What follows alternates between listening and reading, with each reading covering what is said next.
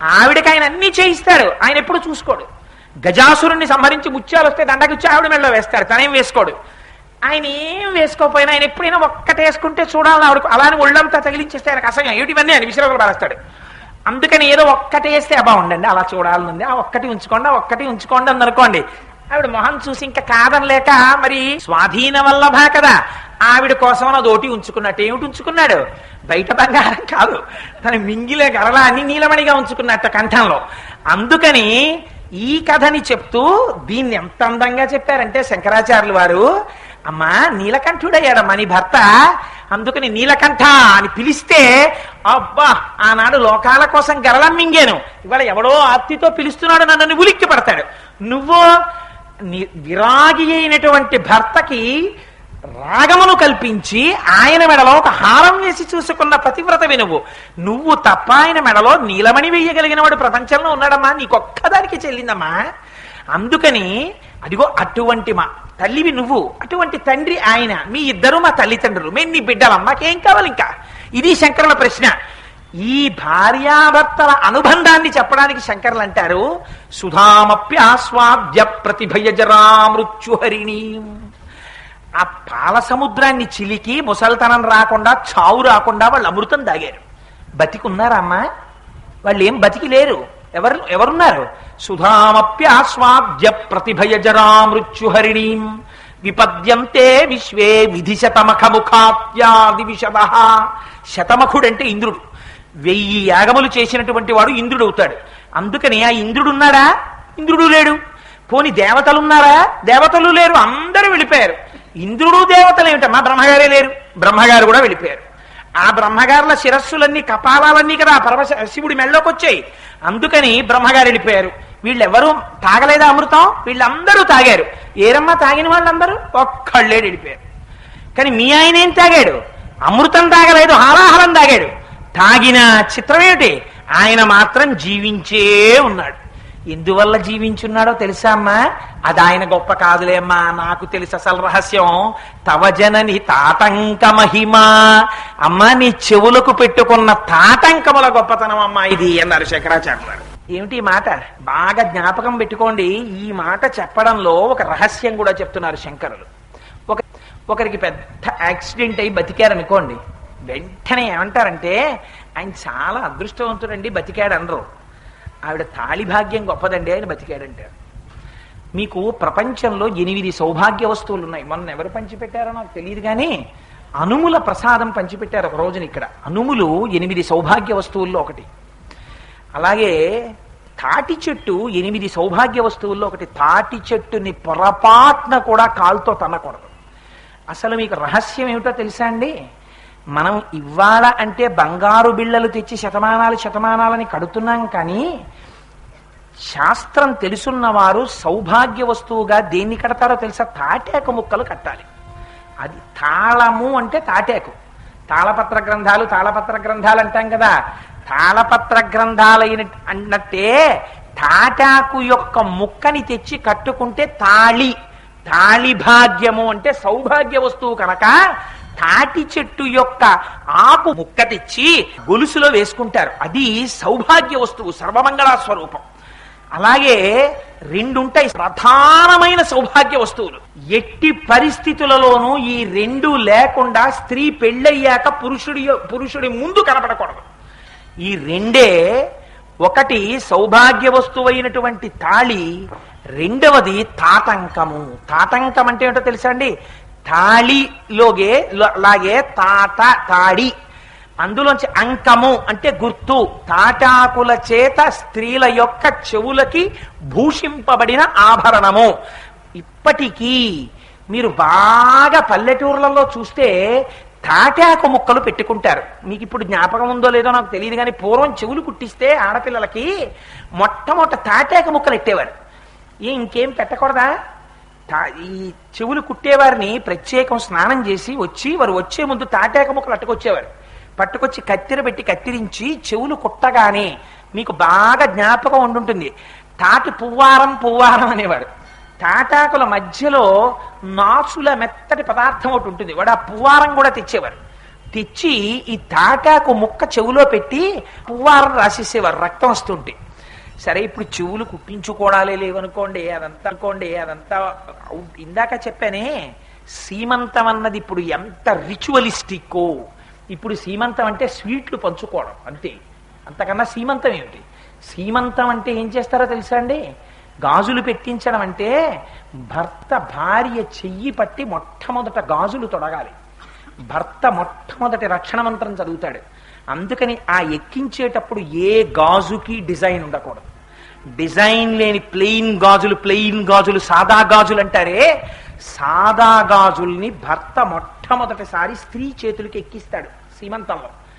అలా ఎక్కిస్తే ఏమవుతుందంటే ఆ గర్భం మీదకి ఏదైనా ఆసురీ శక్తుల కన్ను ఉంటే అటువంటి దోషం వల్ల ఆ గర్భం విచ్ఛిన్నమై ఒక్కొక్క నాడు గర్భాంతర్గతమైన సంతానము గర్భము ధరించిన స్త్రీకి కూడా ప్రమాదం రావచ్చు. అంతలా పొంచి ఉంటారు.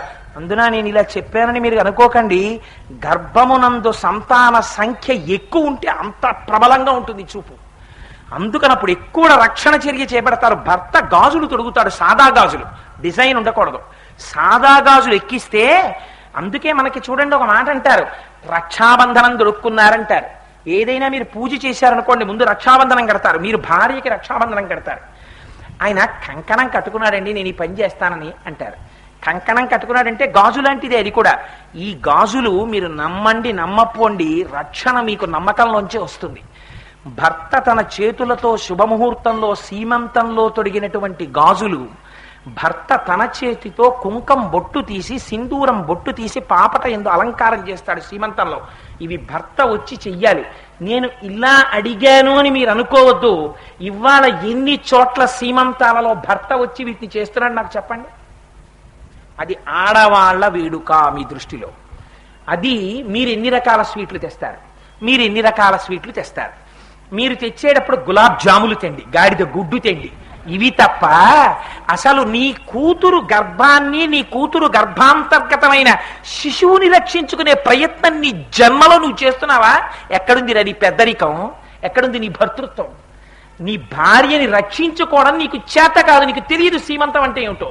నువ్వు సీమంతం గురించి మాట్లాడతావు, నువ్వు స్వీట్లు అట్టుకొచ్చి పంచుతావు. తెలిసి తెలియక ఎక్కడో ఎవడో ఎలా చేశాడో తెలియనటువంటి స్వీట్లు పట్టుకొచ్చి భుక్త శేషాన్ని పట్టుకొచ్చి అక్కడ పెడుతున్నావు అమ్మవారికి. ఎంత అపచారం చేస్తున్నావు. నువ్వు మడి కట్టుకుని నీ ఇంటి భార్య ఉండి అక్కడ పెట్టి అమ్మవారికి నివేదన చేసి నీ వంశం పెరగాలని కోరుకోవాలి, నువ్వు తాత అవ్వాలని కోరుకోవాలి. ఏం చేస్తున్నావు సీమంతం? నేను ఇలా ప్రశ్నించానని అనుకోకండి, ఇవాళ శ్లోకంలో వచ్చింది కాబట్టి చెప్పాను. నిజంగా ఒక్కొక్క ధర్మం, ఒక్కొక్క ఉపచారం మనకి దేశంలో జరుగుతున్నవి ఇవాళ చూస్తుంటే కన్నుల వెంట నీళ్లు వస్తాయి. ఎంత ఆశ్చర్యకరంగా అయిపోయిందిరా ప్రపంచం ఇవాళ. ఎక్కడి నుంచి వస్తుంది రక్షణ రమ్మంటే? ఎక్కడి నుంచి వస్తుంది ఐశ్వర్యం రమ్మంటే? ఎక్కడి నుంచి వస్తుంది సుఖం రమ్మంటే? ఎక్కడి నుంచి వస్తుంది భార్యాభర్తల మధ్య అనుబంధం రమ్మంటే? ఎక్కడి నుంచి వస్తుంది ఇంటికి మంగళతోరణం కట్టాలంటే? ఎక్కడి నుంచి వస్తుంది శరీరంలో ఆరోగ్యం ఉండమంటే? పాడైపోతోందంటే సనాతన ధర్మం లేదు, ధర్మం మీద నమ్మకం లేదు, చెయ్యవలసిన పని చేసిన వాడు లేడు. వేలంబరం, మోజు, వెర్రి, దీని పట్ల తిరిగినాడు అవే వస్తాయంతే. అందుకని శంకరులు అంటారు, సుధామప్యాస్వాద్య ప్రతిభయజరా మృత్యుహరిణి తవ జనని తాటంక మహిమ. అమ్మా, నీ చెవులకు పెట్టుకున్న తాటంకముల మహిమమ్మ ఇది. ఏమండి, ఆ తల్లి సమస్త జగములకు ఐశ్వర్యమునియ్యగలిగిన తల్లి. ఆ తల్లి తాటంకములు పెట్టుకోవడం ఏంటి? తాటంకములంటే మీరు గుర్తు పెట్టుకోండి, రెండు రకాలుగా పెట్టుకుంటారు. తాటంకమును చెవి కుట్టించినప్పుడు పెట్టుకుంటారు. తాటంకము చెవికి ఉంటే ఇలా నమస్కారం చెయ్యాలి. ఆవిడికి చెవులకి తాటాకు ఎట్టుకుందండి అని మీరు నవ్వారా, కట్టి కుడుపుతుంది అమ్మవారు ఆ తాటాకు. అందుకని చెవిలో తాటాకు కనపడితే ఇలా నమస్కారం చెయ్యాలి. నీకు ఐశ్వర్యం ఉందా? ఇంకో రకంగా చేయించడానికి వీల్లేదు, పద్మం చేయించమని చెప్పింది శాస్త్రం. చుట్టూ స్టట్స్ అంటమే రాళ్లు పొదిగి మధ్యలో పువ్వులో ఉన్న పద్మాల్ని ధరించాలి. ఎందుకని? పద్మం సౌభాగ్య వస్తువు, దాని పద్మములను చెవులకి ధరించమని చెప్పింది. అందుచేత తవజనని తాటంక మహిమ రెండే ప్రధానమైనవి సుమంగళీ తత్వంలో. మిగిలినవి లేవా? ఉన్నాయి. నల్లపూసలు దృష్టితీత, కాళ్ళకి పసుపు లక్ష్మీతత్వం, సిగలో పువ్వులు పాతివ్రత్యం, తాంబూల సంసేవనం పాతివ్రత్యం. కానీ తన భర్త బ్రతికి ఉన్నాడనడానికి గుర్తేమిటి? అందుకే వివాహంలో భర్త ఆవిడ మెడలో పసుపు తాడు మాత్రమే కడతాడు. అసలు ఇంకా యథార్థంగా మాట్లాడితే తాళిబొట్టుకి పసుపు తాడే, బంగారు గొలుసు దానికి ఉపయోగించమని అనలేదు. చంద్రశేఖర పరమాచార్యులంతటి మహాపురుషులు ఇవాళ తాళిబొట్టుకి బంగారు గొలుసులు వాడుతున్నారని బాధపడ్డారు. పసుపు తాడు వాడడమే శ్రేయోదాయకం.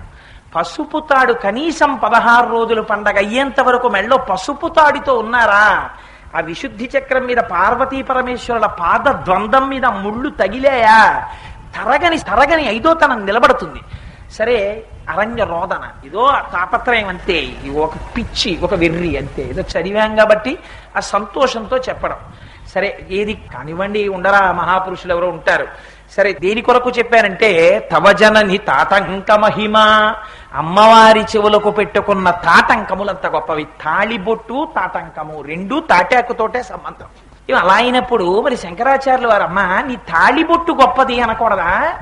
పురుషుడు తాళిబొట్టు కట్టేటప్పుడు ఒక మాట అంటాడు, ఇది ఈ సూత్రము నీ మెడలో నేను కడుతున్నాను, ఈ సూత్రాన్ని మంగళసూత్రం అనే పిలుస్తారు.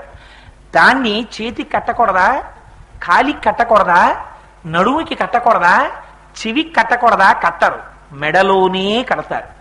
3 ముళ్ళు ఇక్కడే వేస్తారు. ఇవాళ మన దౌర్భాగ్యం ఎంతకి దిగజారిందంటే ఆ 3 ముళ్ళు వేసేటప్పుడు అక్కడ జరిగేటటువంటి మంత్రపూరితమైనటువంటి క్రతువు మీద మనకి శ్రద్ధ లేదు.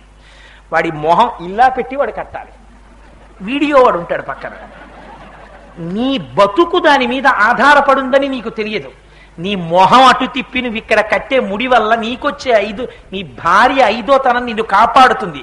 నువ్వు ప్రతిజ్ఞ చేస్తున్నావు ఏమని, నేను కడుతున్నాను ఈ మంగళసూత్రాన్ని, ఆ మంగళసూత్రానికి నేను వేస్తున్నటువంటి 3 ముళ్లతో ఉన్న ఈ మంగళసూత్రము కంటే బద్మాను శుభగే తంజీవ శరదాం శతం, నీవు 100 సంవత్సరములు జీవించి ఉందువు కాక. నీ మెడలో ఈ మంగళసూత్రము ఎంత కాలమున్నదో అంత కాలము నేనున్నానని గుర్తు ప్రమాణం చేసి కడుతున్నారు. మీ ఆస్తిత్వం అంతా తాళ్ళలో ఉంది. ఎంత జాగ్రత్తగా వెయ్యాల ముడి, ఎంత భక్తితో వెయ్యాల ముడిని. అది మంగళసూత్రం సర్వమంగళాతత్వం అయ్యింది. దాని వంక చూస్తూ నమస్కరించి వెయ్యవలసినటువంటి ముడిని నీ మోహం అటు పెట్టి కడితే దాని పట్ల భక్తి, నీకు వీడియో పట్ల ఆకర్షణ. ఒకవేళ ఎవడన్నా పాపం మంచివాడుండి ముళ్ళు కడుతున్నా అక్క చెల్లెళ్ళు, అదొక గొప్ప సంతోషం. అక్క చెల్లెళ్ళు వేదిక మీద ఉండాలి. ఉండి వీడి మొహాన్ని పట్టుకుని ఇలా ఆసిలేషన్ ఫ్యాన్ తిరగకపోతే ఇలా తిప్పేసినట్టు వాడి మొహాన్ని ఇలా తిప్పేయరు. వాడిని పాపం అటు చూసి కట్టనిస్తారా? ఎక్కడి నుంచి వస్తుంది మంత్రముల చేత ఫలితం రమ్మంటే? అందుకని అదిగో తాళిబుట్టంత గొప్పది.